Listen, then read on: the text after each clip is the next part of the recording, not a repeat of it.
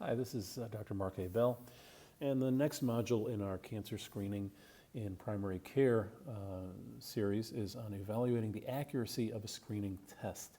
Now remember, there are different ways of evaluating screening, and a common thing that people do is look at the accuracy of screening tests.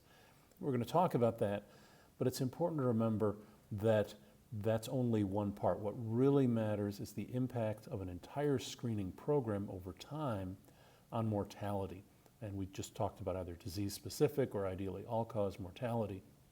Also, while the World Health Organization said that screening tests should be both sensitive and specific, in general, we favor higher sensitivity over specificity in a screening test because we know that patients will almost always have some sort of a subsequent follow-up test like a biopsy that's highly specific if they have an abnormal screening test. So sensitivity is generally favored over specificity, particularly when we look at a series of tests over time.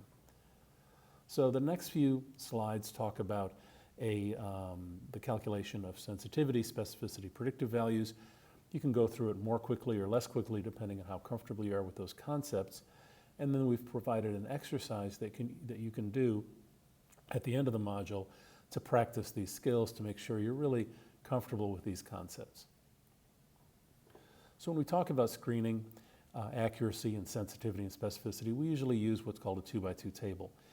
In the table shown on the right half of the slide, the reference standard, disease present or absent, by the reference standard test is shown across the top, and along the left side is the screening test, which is either abnormal or normal. And that leads to true positives, where the screening test is positive and the patient has disease. False positive, where they have a positive screening test, but disease is absent. A false negative, when the disease is present, but the screening test is negative, so a missed disease. And then a true negative, when disease is absent and the screening test is negative. Ideally, you'll have more people in the true positive, true negative boxes than in the false positive, false negative boxes. Sensitivity uses the first column to do its calculation. It answers the question among patients with disease, what proportion have a positive or abnormal screening test? So that's simply true positives divided by true positives plus false negatives. To calculate specificity, we use the second column, and that answers the question among patients without disease, what proportion have a negative or normal screening test? True negatives divided by false positives plus two negatives gives us that answer. Now, sensitivity and specificity alone aren't all that helpful. They're answering the wrong question in some ways because they assume that we know who does and doesn't have disease. We don't know that yet if we're just doing it, if we're getting the test result. So what's more helpful is predictive value, which we'll talk about in a minute. Here is application of sensitivity and specificity to the example of screening mammography in 10,000 women. So let's say that 10 out of those 10,000 women have breast cancer. That's indicated by the 10 at the bottom of the first column and the 9,990 at the bottom of the second column. If the mammogram is 90% sensitive, it'll detect 9 out of 10 of the cancers. On the other hand, if it's 95% specific, it'll be normal, in 9,490 of those 9,990 women, but that still means that you're going to have 500 false positives. And this is helpful for understanding why false positives are so common. And in this case, of all of the positive screening mammograms, only 9 out of 509 represent breast cancer. On the other hand, the negative predictive value, which we'll talk about in a second, is quite high. So here is positive and negative predictive value. We've got the same kind of a 2x2 table, and we'll begin by looking at positive predictive value. So in this case, the positive predictive value says among patients with a positive screening test, what's the likelihood of disease? And so true positives and false positives are the positive screening tests. The positive predictive value is the true positives over the total positive screening tests. The negative predictive value is among all patients with a negative test, what's the likelihood of having no disease?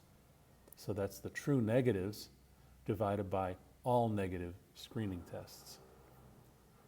Let's look at that same data again, the mammography example.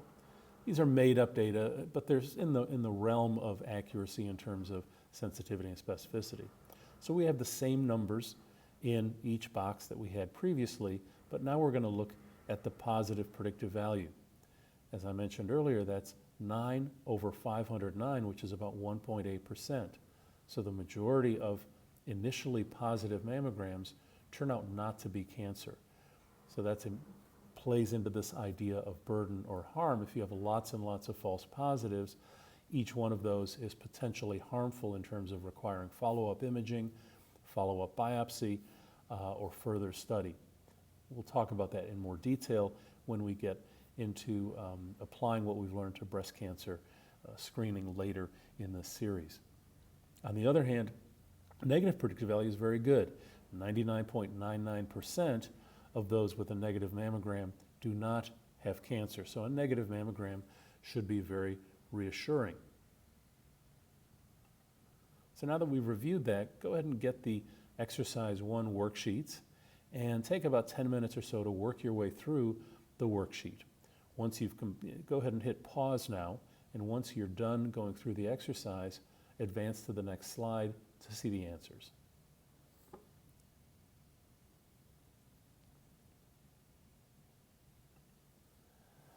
So here are the answers for exercise 1. When we see the fecal DNA test, it has higher sensitivity but lower specificity than the fecal immunochemical test alone. So at first glance, you might say, well, that means it's a better test. It detected more cancers. But this is only a single screening. The FIT test is more specific as well, so that means there are going to be fewer false positives. And as a result, the positive predictive value is better. So the likelihood of cancer given a positive FIT is significantly higher, almost 7%, than it is with fecal DNA, where it's less than 4%. That means if each one of those patients needs a follow-up diagnostic colonoscopy, you're going to do twice as many colonoscopies per cancer detected. The fecal DNA is also much more expensive, about 500 euros versus 5 euros. So taking the bigger picture and keeping in mind that all we know about is the performance on a single screening, we really shouldn't conclude that fecal DNA is a better screening test. We have to consider the entire picture, how much harm is done by follow-up tests, what is the burden, do we have the capacity to do all those extra colonoscopies, what is the actual cost of the screening test. And so at that point, I think we should understand that the limits of sensitivity and specificity, the importance of predictive value, and the importance of considering not just one measure of accuracy in a one-time test, but the performance of a screening program over time and its impact on mortality, the cost of the program, and the burden on the health system and potential harms for the patient. This ends this module. Please go on to module 3 when you're ready.